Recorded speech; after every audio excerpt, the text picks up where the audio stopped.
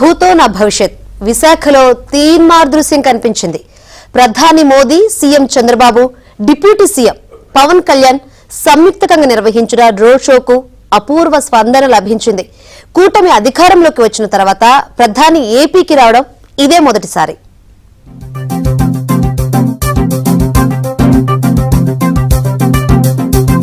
విశాఖ పర్యటనకు వచ్చిన ప్రధాని నరేంద్ర మోదీకి governor Abdul Nazeer, CM Chandrababu, deputy CM Pawan Kalyan స్వాగతం పలికారు.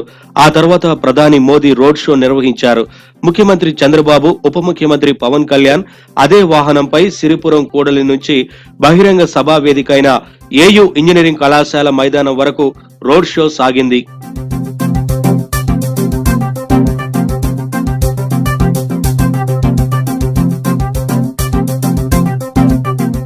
రోడ్ షోలో అడుగడుగునా పూలు చల్లుతూ ప్రజలు ఘన స్వాగతం పలికారు. ప్రజలకు మోదీ, చంద్రబాబు, పవన్ అభివాదం చేస్తూ ముందుకు సాగారు. సిరిపురం సెంటర్ నుంచి ఏయూ ఇంజనీరింగ్ కాలేజీ వరకు రోడ్డుకు ఇరువైపులా జనం పోటెత్తారు. ఎన్నికల వేళ ఇదే త్రయం విజయవాడలో నిర్వహించిన భారీ రోడ్ షోను తలదన్నేలా విశాఖలో రోడ్ షో జరిగింది.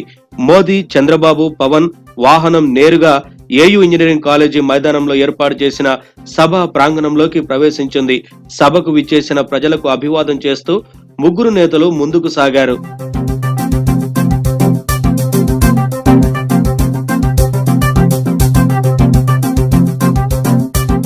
వేదికపై ప్రధాని మోదీని సీఎం చంద్రబాబు సత్కరించారు. పవన్ తో కలిసి శేష సైనుడి విగ్రహం, అరకు కాఫీ కిట్ ను బహూకరించారు. గవర్నర్ జస్టిస్ అబ్దుల్ నజీర్, మంత్రులు, ఎమ్మెల్యేలు, కూటమి నేతలు సభకు హాజరయ్యారు.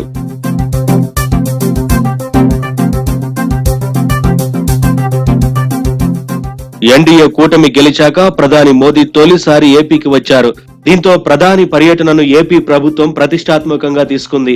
అడుగడుగునా విజయోత్సాహం ప్రతిబింబించేలా రోడ్ షో ఏర్పాటు చేసింది.